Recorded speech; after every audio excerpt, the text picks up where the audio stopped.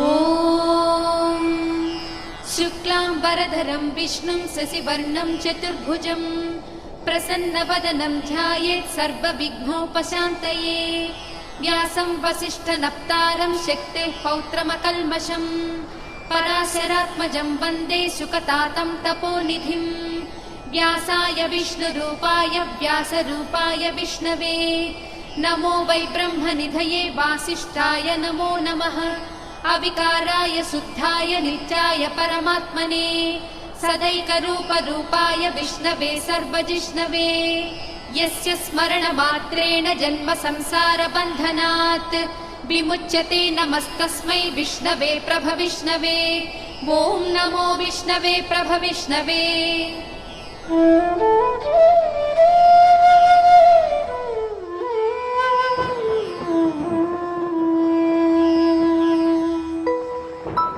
श्रीवैशम्पायन उवाच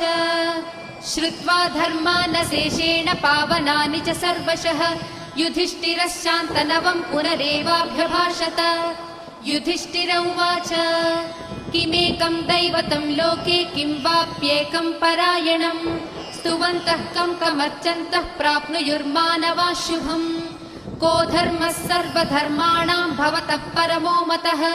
किं जपन्मुच्यते जन्तुर्जन्म संसारबन्धनात्। श्रीभीष्म उवाच जगत्प्रभुं देवदेवमनन्तं पुरुषोत्तमं स्तुवन्नाम सहस्रेण पुरुषः सततोत्थितः तमेव चार्चयन् नित्यं भक्त्या पुरुषमव्ययम् ध्यायन् स्तुवन्नमस्यंश्च यजमानस्तमेव च अनादिनिधनं विष्णुं सर्वलोकमहेश्वरम् लोकाध्यक्षं स्तुवन् नित्यं सर्वदुःखातिगो भवेत् ब्रह्मण्यं सर्वधर्मज्ञं लोकानां कीर्तिवर्धनं लोकनाथं महद्भूतं सर्वभूतभवोद्भवम् येष मे सर्वधर्माणां धर्मोऽधिकतमो मतः यद्भक्त्या पुण्डरीकाक्षं स्तवैरर्चेन्नरः सदा परमं यो महत्तेजः परमं यो महत्तपः परमं यो महद्ब्रह्म परमं यः परायणं पवित्राणां पवित्रं यो मङ्गलानां च मङ्गलं दैवतं देवतानां च भूतानां यो व्ययः पिता यतः सर्वाणि भूतानि भवन्त्यादियुगागमे यस्मिंश्च प्रलयं यान्ति पुनरेव युगक्षये तस्य लोकप्रधानस्य जगन्नाथस्य भूपते विष्णोर्नाम सहस्रं मे शृणु पापभयापहम् यानि नामानि गौणानि विख्यातानि महात्मनः ऋषिभिः परिगीतानि तानि वक्ष्यामि भूतये ऋषिर्नाम्नां सहस्रस्य वेदव्यासो महामुनिः छन्दोऽनुष्टुप् तथा देवो भगवान् देवकीसुतः अमृतांशोद्भवो बीजं शक्तिर्देवकीनन्दनः त्रिसामा हृदयं तस्य शान्त्यर्थे विनियुज्यते विष्णुं जिष्णुं महाविष्णुं प्रभविष्णुं महेश्वरम् अनेकरूपदैत्यान्तं नमामि पुरुषोत्तमम्।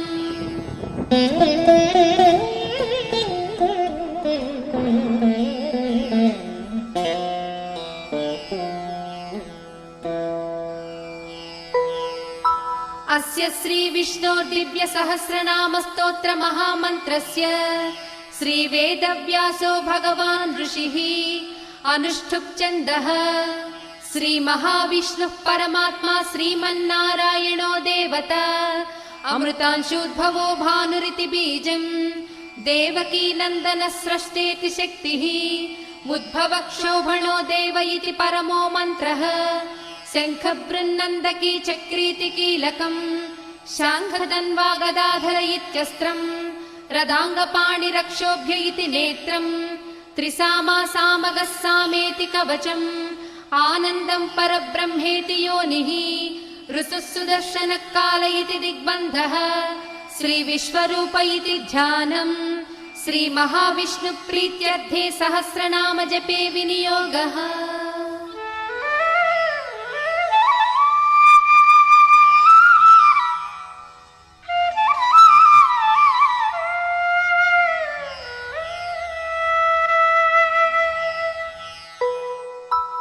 ध्यानम् क्षीरोदन्वत्प्रदेशे शुचिमणिविलसत्सैकते मौक्तिकानां माला क्लुप्तासनस्तस्फटिकमणिनिभैर्मौक्तिकैर्मण्डिताङ्गः शुभ्रैरभ्रैरदभ्रैरुपरि विरचितैर्मुक्तपीयूषवर्षैः आनन्दीनः पुनीयादरिनलिनगदाशङ्खपाणिर्मुकुन्दः भूपादौ यस्य नाभिर्वियदसुरनिलश्चन्द्रसूर्यौ च नेत्रे कर्णावासा शिरोद्यौर्मुखमपि दहनो यस्य वास्तेयमब्धिः अन्तस्थं यस्य विश्वं सुरनरखगो भोगि गन्धर्वदैत्यैः चित्रं रम्यते तं त्रिभुवनवपुषं विष्णुमीशं नमामि। ॐ नमो भगवते वासुदेवाय। शान्ताकारं भुजगशयनं पद्मनाभं सुरेशं विश्वाधारं गगनसदृशं मेघवर्णं शुभाङ्गं लक्ष्मीकान्तं कमलनयनं योगिहृद्यानगम्यं वन्दे विष्णुं भवभयहरं सर्वलोकैकनाथं मेघश्यामं पीतकौसेयवासं श्रीवत्साङ्कं कौस्तुभोद्भासिताङ्गं पुण्योपेतं पुण्डरीकायताक्षं विष्णुं वन्दे सर्वलोकैकनाथम्। नमः समस्तभूतानामादिभूताय भूभृते अनेकरूपरूपाय विष्णवे प्रभविष्णवे सशङ्खचक्रं सकिरीटकुण्डलं सपीतवस्त्रं सरसीरुहेक्षणं सहारवक्षस्थलशोभिकौस्तुभं नमामि विष्णुं शिरसा चतुर्भुजम् छायायां पारिजातस्य हेमसिंहासनोत्पदी आसीनमम्बुदश्याममायताक्षमलङ्कृतम् चन्द्राननं चतुर्बाहुं श्रीवत्साङ्कितवक्षसं रुक्मिणी सत्यभामाभ्यां सहितं कृष्णमाश्रये।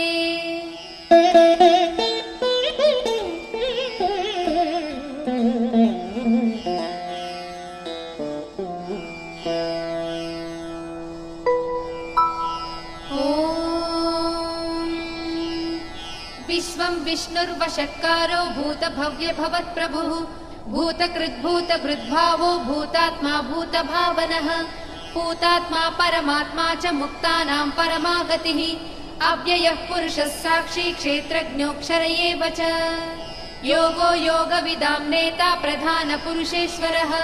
नारसिंहवपुः श्रीमान् केशवः पुरुषोत्तमः सर्वशर्वशिवस्थाणुर्भूतादिर्निधिरव्ययः सम्भवो भावनो भर्ता प्रभवः प्रभुरीश्वरः स्वयंभू शम्भुरादित्यः पुष्कराक्षो महास्वनः अनादिनिधनो धाता विधाता धातुरुत्तमः अप्रमेयो हृषीकेशः पद्मनाभो मरप्रभुः विश्वकर्मा मनुस्त्वष्टा स्तविष्ठस्थविरो ध्रुवः अग्राह्यः शाश्वतः कृष्णो लोहिताक्षः प्रतर्दनः प्रभूतस्त्रिककुब्धाम पवित्रं मङ्गलं परम् ईशानः प्राणदः प्राणो ज्येष्ठः श्रेष्ठः प्रजापतिः हिरण्यगर्भो भूगर्भो माधवो मधुसूदनः ईश्वरो विक्रमी धन्वी मेधावी विक्रमः क्रमः अनुत्तमो धुरादर्शः कृतज्ञः कृतिरात्मवान् सुरेशः शरणं शर्म विश्वरेताः प्रजाभवः अहः संवत्सरो व्याळः प्रत्ययः सर्वदर्शनः अजः सर्वेश्वरः सिद्धः सिद्धिः सर्वादिरच्युतः वृषा कपिरमेयात्मा सर्वयोगविनिसृतः वसुर्वसुमना सत्यः समात्मा संमितः समः अमोघ पुण्डरीकाक्षो वृषकर्मा वृषाकृतिः रुद्रो बहुशिरा बभ्रुर्विश्वयोनिः शुचिश्रवाः अमृतः शाश्वतस्थाणुर्वरारोहो महातपाः सर्वगः सर्वविद्वानुर्विश्वक्सेनो जनार्दनः वेदो वेदविदव्यङ्गो वेदाङ्गो वेदवित्कविः लोकाध्यक्षः सुराध्यक्षो धर्माध्यक्षः कृताकृतः चतुरात्मा चतुर्व्यूहश्चतुर्दंष्टश्चतुर्भुजः भ्राजिष्णुर्भोजनं भोक्ता सहिष्णुर्जगदादिजः अनघो विजयो जेता विश्वयोनिः पुनर्वसुः उपेन्द्रो वामनः प्रांशुरमोघः सुचिरूर्जितः अतीन्द्रः सङ्ग्रहः सर्गो धृतात्मा नियमो यमः वेद्यो वैद्यः सदा योगी वीरः माधवो मधुः अतीन्द्रियो महामायो महोत्साहो महाबलः महाबुद्धिर्महावीर्यो महाशक्तिर्महाद्युतिः अनिर्देश्य वपुः श्रीमान् अमेयात्मा महाधृधृत् महेश्वासो महीभक्ता श्रीनिवासः सताङ्गतिः अनिरुद्धः सुरानन्दो गोविन्दो गोविदापतिः मरीचिर्दमनो हंसः सुपर्णो भुजगोत्तमः हिरण्यनाभः सुतपाः पद्मनाभः प्रजापतिः अमृत्युः सर्वदृक्सिंहः सन्धाता सन्धिमान् स्थिरः अजो दुर्मर्षणः शास्ता विसृतात्मा सुरारिः गुरुर्गुरुतमो धामः सत्यः सत्यपराक्रमः निमिषो निमिषस्रग्वी वाचस्पतिरुदारधीः अग्रणीर्रामणि श्रीमान् न्यायो नेता समीरणः सहस्रमूर्धा विश्वात्मा सहस्राक्षः सहस्रपात् आवर्तनो निवृत्तात्मा संवृतः सम्प्रमर्दनः अहः संवर्तको वह्निरनिलो धरणीधरः सुप्रसादः प्रसन्नात्मा विश्वदृक् विश्वभृग्विभुः सत्कर्ता सत्कृतः साधुर्जह्नुर्नारायणो नरः असंख्येयो प्रमेयात्मा विशिष्टः शिष्टकृच्छुचिः सिद्धार्थः सिद्धसङ्कल्पः सिद्धिदः सिद्धिसाधनः वृषाही वृषभो विष्णुर्वृषपर्वा वृषोदरः वर्धनो वर्धमानश्च विविक्तः श्रुतिसागरः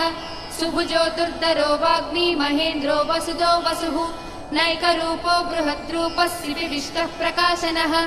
ओजस्तेजो ज्युतिधरः प्रकाशात्मा प्रतापनः रुद्धस्पष्टाक्षरो मन्त्रश्चन्द्रांशुर्भास्करज्युतिः अमृतांशूद्भवो भानुश्च स बिन्दुः सुरेश्वरः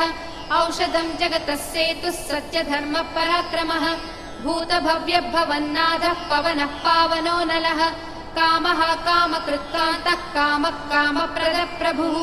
युगादिकृज्युगावर्तो नैकमायो महासेनः अदृश्यो व्यक्तरूपश्च सहस्रजिदनन्तजित् इष्टो विशिष्टः शिष्टेष्टः शिखण्डी नहुषो वृषः क्रोधः क्रोधकृत्कर्ता विश्वबाहुर्महीधरः अच्युतः प्रदितः प्राणः प्राणदो वासवानुजः अपां निधिरधिष्ठानमप्रमत्तः प्रतिष्ठितः स्कन्दः स्कन्दधरो दुर्यो वरदो वायुवाहनः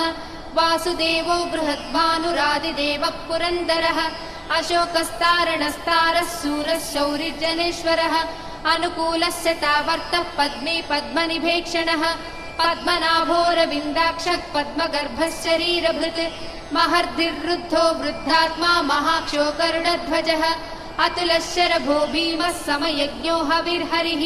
सर्वलक्षणलक्षण्यो लक्ष्मीवान् समितिञ्जयः विक्षरो रोहितो मार्गो हेतुर्दामोदरः सहः महीधरो महाभागो वेगवानमिताशनः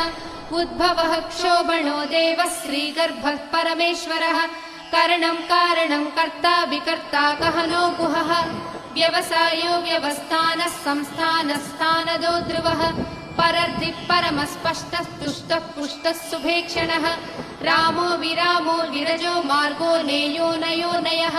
वीरः शक्तिमतां श्रेष्ठो धर्मो धर्मविदुत्तमः वैकुण्ठः पुरुषः प्राणः प्राणदः प्रणवः पृथुः हिरण्यगर्भः शत्रुघ्नो व्याप्तो वायुरथोक्षजः ऋतुः सुदर्शनः कालः परमेष्टि परिग्रहः उग्रः संवत्सरो दक्षो विश्रामो विश्वदक्षिणः विस्तारस्थावरस्थाणुः प्रमाणं बीजमव्ययम् अर्धोऽनर्धो महाकोशो महाभोगो महाधनः अनिर्विण्णस्थविष्टो भूर्धर्मयूपो महामखः नक्षत्रनेमिर्नक्षत्री क्षमः क्षामः समीहनः यज्ञयुज्यो महेज्यश्च क्रतुः सत्रं सदाङ्गतिः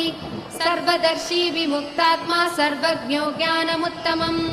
सुव्रतः सुमुखः सूक्ष्मः सुघोषः सुखदः सुहृत् मनोहरोजितक्रोधो वीरबाहुर्विदारणः स्वापनस्ववशो व्यापी नैकात्मा नैककर्मकृत् वत्सरो वत्सलो वत्सी रत्नगर्भो धनेश्वरः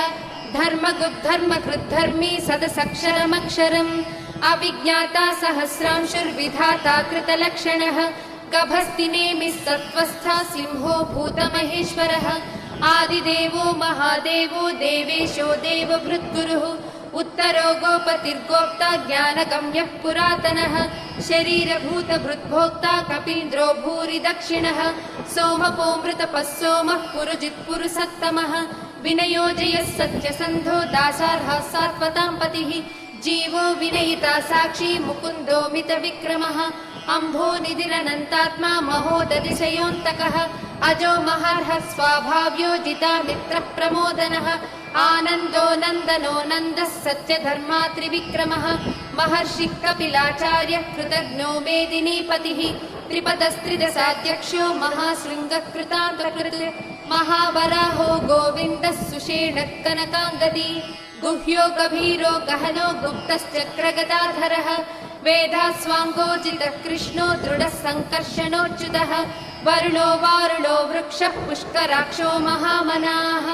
भगवान् भगवानन्दी वनमाली हलायुधः आदित्यो ज्योतिरादित्यः सहिष्णुर्गतिसत्तमः सुधन्वा कण्डपरशुर्दारुणो द्रविणप्रदः दिवस्पृक् सर्वदृग्व्यासो वाचस्पतिरयो निजः त्रिसामासामगः साम निर्वाणं भेषजं भिषक् संन्यासकृच्चमशान्तो निष्ठा शान्तिः परायणम् शुभाङ्गः शान्तिदः स्रष्टा कुमुदः कुवलेशयः गोहितो गोपतिर्गोप्ता वृषभाक्षो वृषप्रियः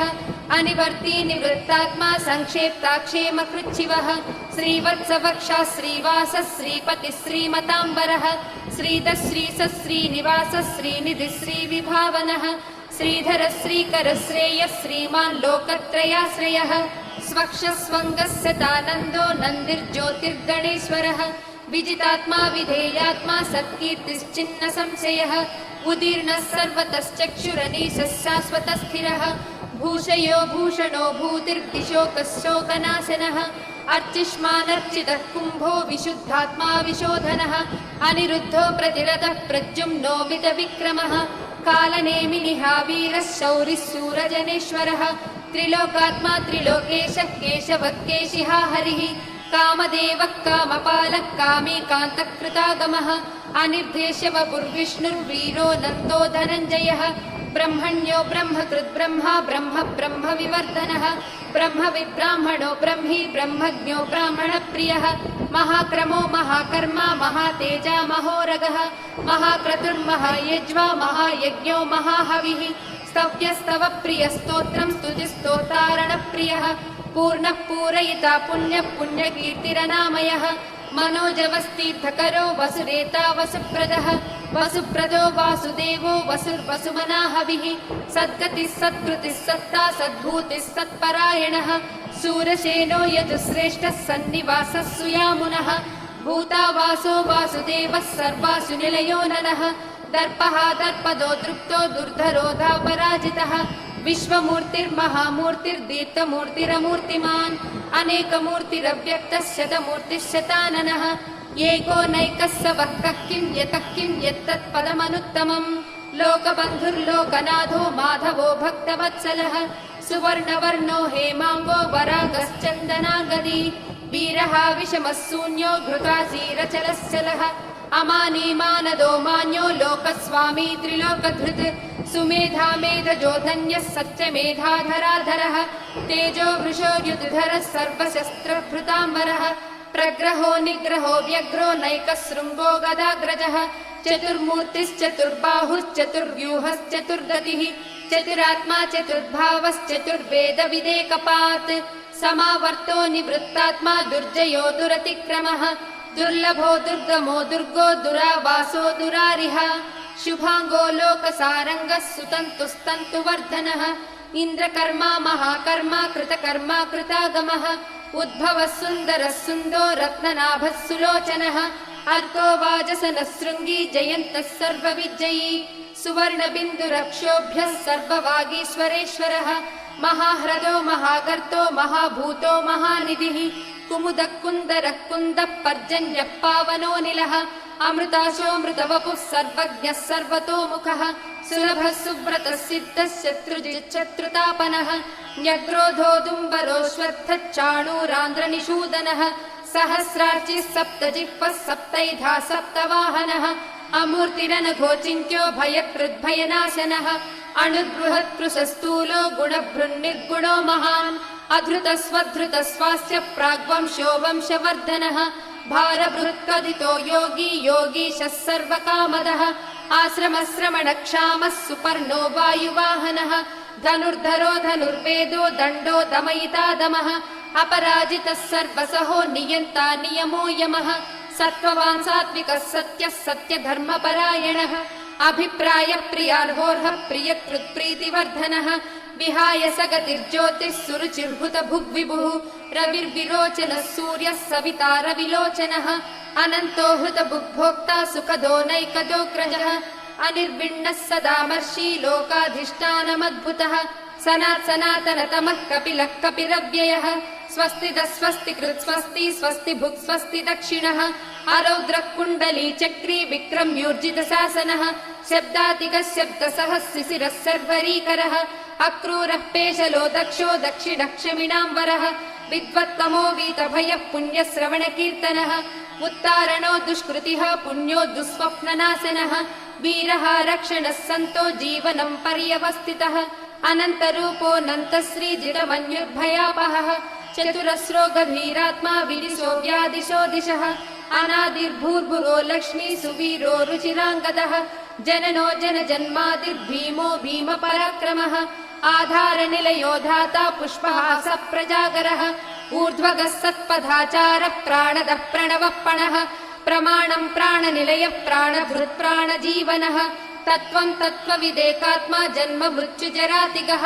भूर्भुवः स्वस्तरुस्तारः सविता प्रपितामहः यज्ञो यज्ञपतिर्वज्या यज्ञाङ्गो यज्ञवाहनः यज्ञभृद्यज्ञकृत्यग्नी यज्ञभुग्यज्ञसाधनः यज्ञान्तकृद्यज्ञगुह्यमन्नमन्नादयेव च आत्मयोनिः स्वयं जातो वैखानः सामगायनः देवकीनन्दनः स्रष्टा क्षितीशः पापनाशनः शङ्खबृन्नन्दकी चक्री शाङ्खधन्वा गदाधरः रथाङ्गपाणिरक्षोभ्यः सर्वप्रहरणायुधः श्री सर्वप्रहरणायुधवो नम इति वनमाली गदीशाङ्गी शङ्की चक्री च नन्दकी श्रीमन्नारायणो विष्णुर्वासुदेवोऽभिरक्षतु वनमाली गदीशाङ्गी शङ्खी चक्री च नन्दकी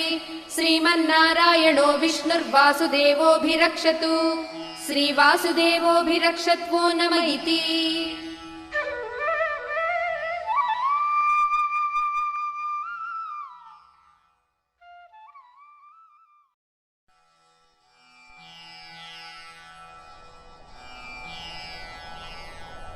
इतीदं कीर्तनीयस्य केशवस्य महात्मनः नाम्नां सहस्रं दिव्यानाम् अशेषेण प्रकीर्तितम् य इदं शृणुया नित्यं यश्चापि परिकीर्तयेत् नाशुभं प्राप्नुयात् किञ्चित् सोमुत्रेह च मानवः वेदान्तको ब्राह्मणः स्यात् क्षत्रियो विजयी भवेत् वैश्यो धनसमृद्धः स्यात् शूद्रः सुखमवाप्नुयात् धर्मार्थी प्राप्नुयात् धर्मम् अर्थार्थी चार्थमाप्नुयात् कामानवाप्नुयात् कामी प्रजार्थी चाप्नुयात् प्रजाम् भक्तिमान् यः सदोत्थाय शुचिस्तद्गतमानसः सहस्रं वासुदेवस्य नाम्नामेतत् प्रकीर्तयेत् यशः प्राप्नोति विपुलं याति प्राधान्यमेव च अचलां श्रियमाप्नोति श्रेयः प्राप्नोत्यनुत्तमम् न भयं क्वचिदाप्नोति वीर्यं तेजश्च विन्दति भवच्च रोगो द्युतिमान् बलरूपगुणान्वितः रोगातो मुच्यते रोगात् बद्धो मुच्येत बन्धनात् भयान्मुच्येत भीतस्तु मुच्येतापन्न आपदः दुर्गाण्यतितरत्यासु पुरुषः पुरुषोत्तमम् स्तुवन्नाम सहस्रेण नित्यं भक्ति समन्वितः वासुदेवाश्रयो मर्त्यो वासुदेवपरायणः सर्वपाप विशुद्धात्मा याति ब्रह्म सनातनम् न वासुदेव भक्तानाम् अशुभं विद्यते क्वचित् जन्म मृत्युजरा व्याधि भयं नैवोपजायते इमं स्तवमधीयानः श्रद्धा भक्ति समन्वितः युज्येतात्मसुखशान्तिः श्रीधृतिस्मृतिकीर्तिभिः न क्रोधो न च मात्सर्यं न लोभो नाशुभामतिः भवन्ति कृतपुण्यानां भक्तानां पुरुषोत्तमे द्यौस्रचन्द्रार्कनक्षत्रं खं दिशो भूर्महोदधिः वासुदेवस्य वीर्येण विधृतानि महात्मनः ससुरासुरगन्धर्वं स यक्षोरगराक्षसम् जगद्वशे वर्ततेदं कृष्णस्य सचराचरम् इन्द्रियाणि मनोबुद्धिः सत्त्वं तेजो बलं धृतिः वासुदेवात्मकान्याहुः क्षेत्रं क्षेत्रज्ञ एव च सर्वागमानामाचारप्रथमं परिकल्पितौ आचारप्रभवो धर्मो धर्मस्य प्रभुरच्युतः ऋषयः पितरो देवा महाभूतानि धातवः जङ्गमाजङ्गमं चेदं जगन्नारायणोद्भवम् योगो ज्ञानं तथा साङ्ख्यं विद्या शिल्पादिकर्म च वेदशास्त्राणि विज्ञानम् एतत् सर्वं जनार्दनात् एको विष्णुर्महद्भूतं पृथग्भूतान्यनेकशः त्रीन् लोकान् व्याप्य भूतात्मा भुङ्क्ते विश्वभुगव्ययः इमं स्तवं भगवतो विष्णोर्व्यासेन कीर्तितम् पठे च इच्छेत् पुरुषः श्रेयः प्राप्तुं सुखानि च विश्वेश्वरमजं देवं जगतः प्रभुमव्ययम् भजन्ति ये पुष्कराक्षं न ते यान्ति पराभवम् न ते यान्ति पराभवम् ॐ नमः इति। अर्जुन उवाच पद्मपत्र विशालाक्ष पद्मनाभ सुरोत्तम भक्तानामनुरक्तानां त्राता भव जनार्दन। श्रीभगवानुवाच यो मां नाम सहस्रेण स्तोतुमिच्छति पाण्डव सोऽहमेकेन श्लोकेन स्तुत एव न संशयः स्तुत एव न संशय ॐ नमः इति। व्यास उवाच वासनाद्वासुदेवस्य वासितं भुवनत्रयम् सर्वभूतनिवासोऽसि वासुदेव नमोऽस्तु ते श्रीवासुदेव नमोऽस्तु ते ॐ नमः इति। पार्वत्युवाच केनोपायेन लघुना विष्णोर्नाम सहस्रकम् पठ्यते पण्डितैर्नित्यं श्रोतुमिच्छाम्यहं प्रभो। ईश्वर उवाच श्रीराम राम रामेति रमे रामे मनोरमे सहस्रनाम तत्तुल्यं राम राम वरानने। श्रीराम राम रामेति रमे रामे मनोरमे सहस्रनाम तत्तुल्यं राम नाम वरानने। श्रीराम राम रामेति रमे रामे मनोरमे सहस्रनाम तत्तुल्यं राम नाम वरानने। श्रीराम नाम वरानन ॐ नमः इति। ब्रह्मोवाच नमोऽस्त्वनन्ताय सहस्रमूर्तये सहस्रपादाक्षि शिरोरुबाहवे सहस्रनाम्ने पुरुषाय शाश्वते सहस्रकोटियुगधारिणे नमः सहस्रकोटियुगधारिणे ॐ नमः इति। सञ्जय उवाच यत्र योगेश्वर कृष्णो यत्र पार्थो धनुर्धरः तत्र श्रीविजयोर्भूतिर्ध्रुवा नीतिर्मतिर्मम। श्रीभगवानुवाच अनन्याश्चिन्तयन्तो मां ये जनाः पर्युपासते तेषां नित्याभियुक्तानां योगक्षेमं वहाम्यहम्। परित्राणाय साधूनां विनाशाय च दुष्कृतां धर्म संस्थापनार्थाय सम्भवामि युगे युगे। आर्ता विषण्णाः शिथिलाश्च भीता घोरेषु च व्याधिषु वर्तमानाः संकीर्त्य नारायण शब्दमात्रं विमुक्त दुःखा सुखिनो भवन्तु। कायेन वाचा मनसेन्द्रियैर्वा बुद्ध्यात्मना वा प्रकृते स्वभावात् करोमि यद्यत् सकलं परस्मै नारायणायेति समर्पयामि।